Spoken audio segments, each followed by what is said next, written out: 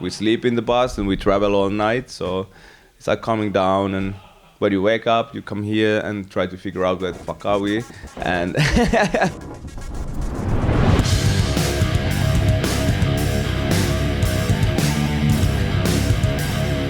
hello, my name is Eicca Toppinen, and I'm the founder member and the cellist in APOCALYPTICA.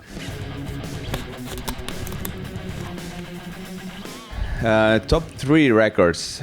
I don't have usually this kind of top lists personally, but I would say one of my favorite records is it's old Russian record, Dmitri Shostakovich's The Symphony No. 7, with the Soviet Union National Orchestra, with Gennady Rozdeshvensky conducting. Then, if I think about albums I'm listening nowadays a lot, I would say the latest from Gojira, Magma, and that's one of my favorites. And then I could say older record from Porcupine Tree, the live album Anesthesia. That's one of my favorites. Top 3 places to be. I'm quite flexible of being anywhere, but of course my home sauna, that's one of my favorite places. It's really nice sauna. It's a separate sauna building. It's very good sauna, so that's one of my favorite places. Another favorite place, it's maybe Tulum in Mexico, when it's off season, when it's not too busy there. That's one of my favorite places. And then definitely Lapland, North Finland. That's my favorite place. The water, my friend. Like that, is it? No, I see. My top 3 inspiring people are very hard to name, because I get inspired with so many people I work with, or I follow their work and what they do and how they live their lives. I can't really tell. One of the most inspiring guys I've been working with during a couple of last years was it's a director, Viktor Kossakovsky. We made a movie together, or I made the music for his movie, Aquarella. He is a very inspiring person. What else? My bandmates are really inspiring, all of them. So they are maybe my top 3 inspiring people now. But now it was, for example, it was great. We were working just last month. We were in LA working on new songs, and with the producer Howard Benson, and that was super inspiring to work with him. Movies. I like movies, but I'm not spending a lot of time to watch movies. But I like movies like the Coen brothers, like, No Country for Old Men. That's one of my favorites. And I really liked the latest Tarantino movie, Once Upon a Time in Hollywood. And one of my all-time favorites is Luc Besson, Leon.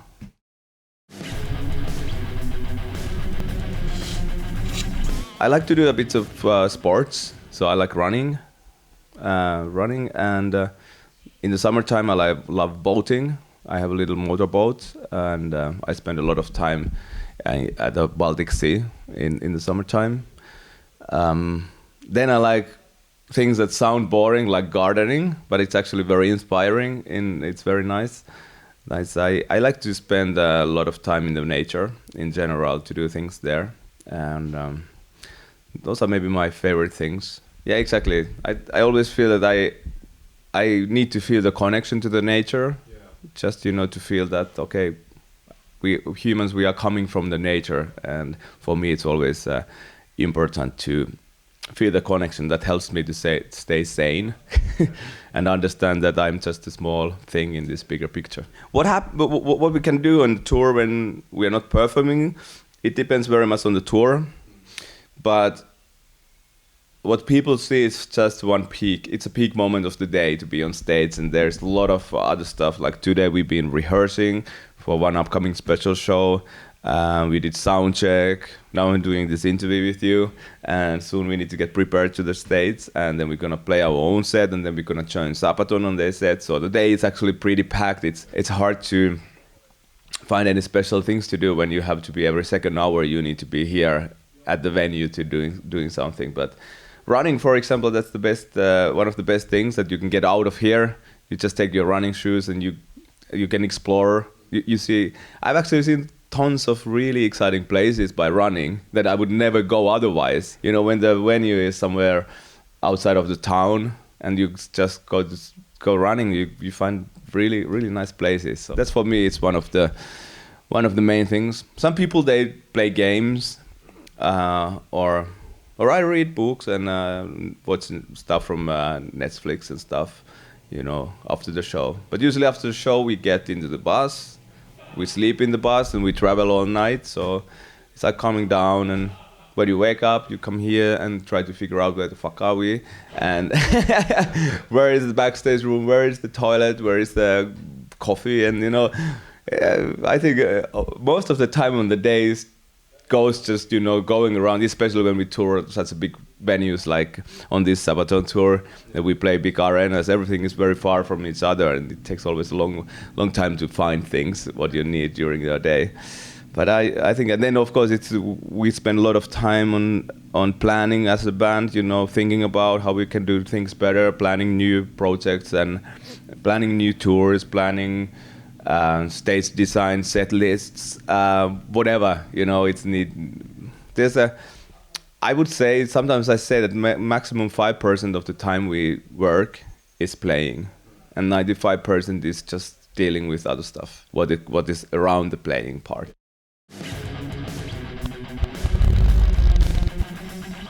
Top 3 of bad habits. I have started to get quite well rid of the worst habits. One of my bad habits was drinking.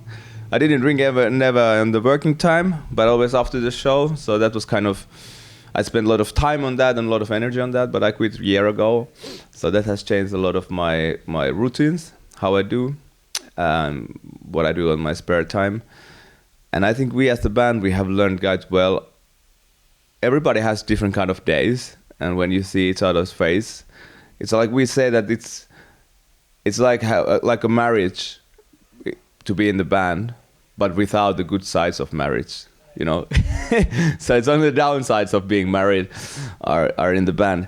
But so we have learned to give space to whoever needs more space whenever, and so I don't know how I'm an annoying person, that you should ask my bandmates, you know. They could have a long list of that, how annoying I can be. Top 3 of the own songs. Whoa, that is very difficult question. But I would say my favorite, maybe now, from Rise. I kind of think the songs differently, but I think my own songs which I wrote, I consider actually how good they are as compositions. And I think Rise from the new album, it's really one of the best compositions I have ever made. Then there's one song which I like a lot, which is it's released only as a bonus track maybe in Japan. It's called Ural, like Ural Mountains. It's Ural. And I hope we can release that soon in some kind of format on streaming service. That's one of my favorite songs, and nobody knows it. So I wrote it so late for the Words Collide album, so it didn't get into the album then. And then it was released as a bonus track, because Japan always needed bonus tracks for the releases. I think it's there, or then it's a B-side of some single somewhere. I don't know exactly. I have the master though, but and I want to release it at some point. But that's. It's hard to say. It depends on the mood. It's like with music in general. I think we have so many different styles in our music that different days you have different mood and you like more different things what the music gives to you. So that's why my favorite songs from us is changing a lot depending on my mood. So it's hard to name just 3. And it's like we have released maybe 150 songs. They're not all great, you know. There are some songs that I'm a bit ashamed of, you know, when I hear them. I'm, oh shit! But you know, then I need to accept that. Okay, you have to learn. You know, you have to start somewhere and learn bit by bit and get better.